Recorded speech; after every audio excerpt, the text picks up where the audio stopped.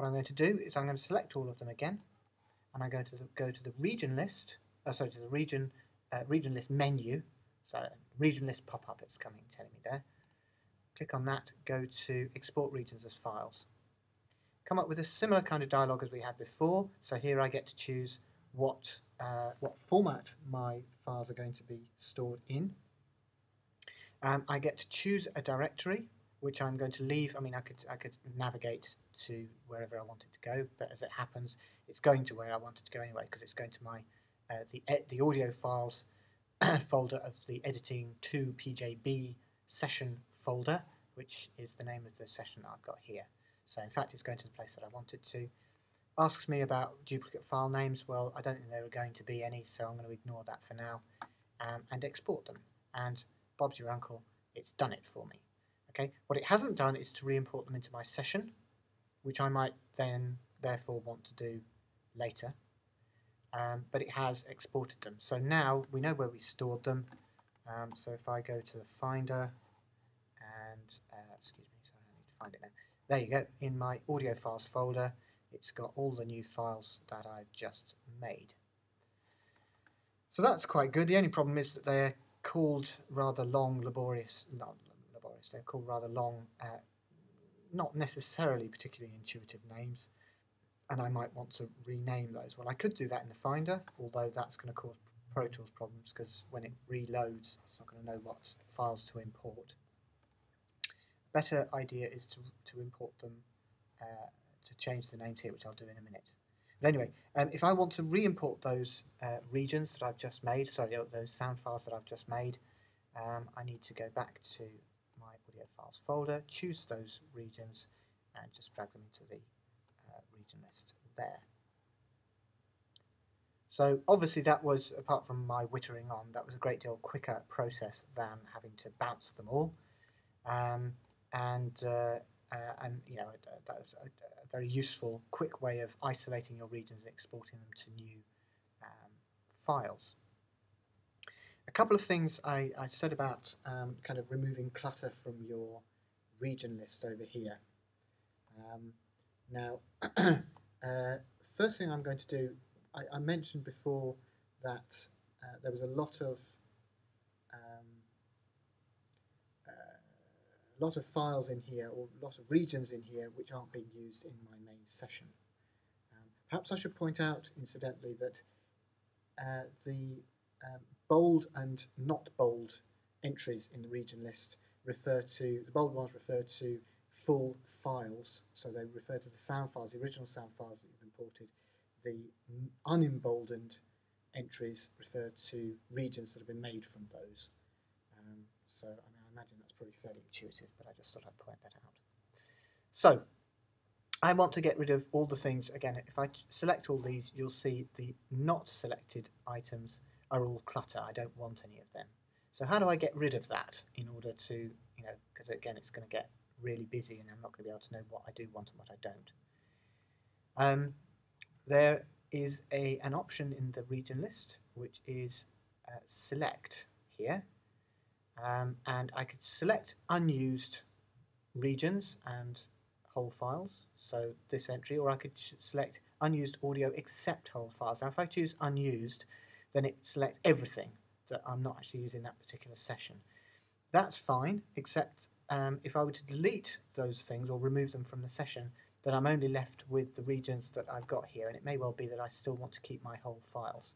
So it's probably preferable to select unused audio except whole files, and then it just selects all these regions that are not being used and are essentially junk. Having done that, I go back to my region menu and go to clear. And if I go to clear, it brings up a dialog box. This first entry asks me, do I want to remove the selected regions from the session? I say yes, remove them, and off they go. So I'm just left with the regions that are currently sitting in here. Again, you can see that those ones are the only ones, well, all of those are now highlighted. That delete function, incidentally, can be used to remove whole files as well. So if I were to select the regions that I've just made into sound files, then I could go to the region list again, or sorry, region list menu again, go to clear, and this time I can, well, I could either remove them from the session, in which case they remain in my audio files folder, but they just don't appear in my session, or I could go to the delete button, which is here, and then it gives me lots of fail-safe dialogues saying, do you really want to delete this? Yes, I do. So you have to, I'm afraid, go through yes on every single one that you want to delete, which is slightly annoying. But having done all that, they've disappeared. And they've also disappeared from my audio files folder, so they're no longer in here. The reason I've done that as part of this sort of demo, apart from it being just a useful thing to know, is because I said the names of these regions, when you make them into independent sound files, may not be particularly intuitive. So it may be that you want to rename some of these items before you export them, and you can do that. Basically, if you double click on any one of those regions, it brings up a rename dialog box. So I could rename that. I could call again. I could go to night region, and this one I'll call it X1, just to differentiate it from the other one. OK, that, and it renames it. Again, if I wanted to do that, I could, to all of them, I could, double click on this one and call it the same thing, X2, next one, X3, and so on. Again, there is a quicker way of doing that.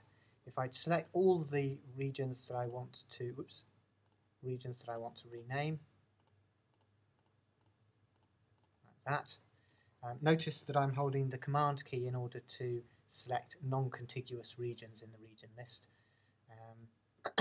Then I go to the Regions menu and go to Auto Rename. Rename would bring up the dialog box I just had, but if I go to Auto Rename, it brings up another one where I can do what's essentially a kind of batch renaming. So this time I can put in night region, and now I'll call it Y, again to differentiate that from whatever I've made before.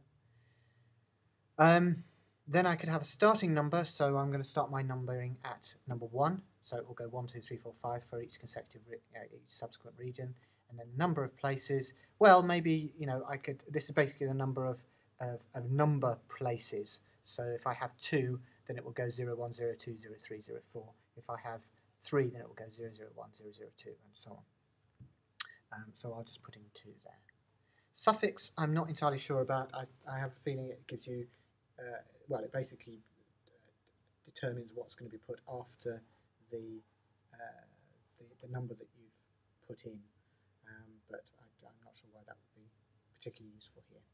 So OK, that, and they all are renamed, perhaps more usefully there, and then you can go and export regions as files and do that. And I'm not sure I didn't. Oh, yes, that's right. So now I would have to go back to my audio files folder. There they appear, and I can re-import them into my session. Whereupon, if I wished to, I could get rid of the original regions. So I go to select unused audio except hold files, and then clear all of those away. Okay, so I'm now left only with my just created regions. Okay, I'm going to stop there. There's a little bit more to this tutorial, but I'll carry on when I know that it hasn't crashed.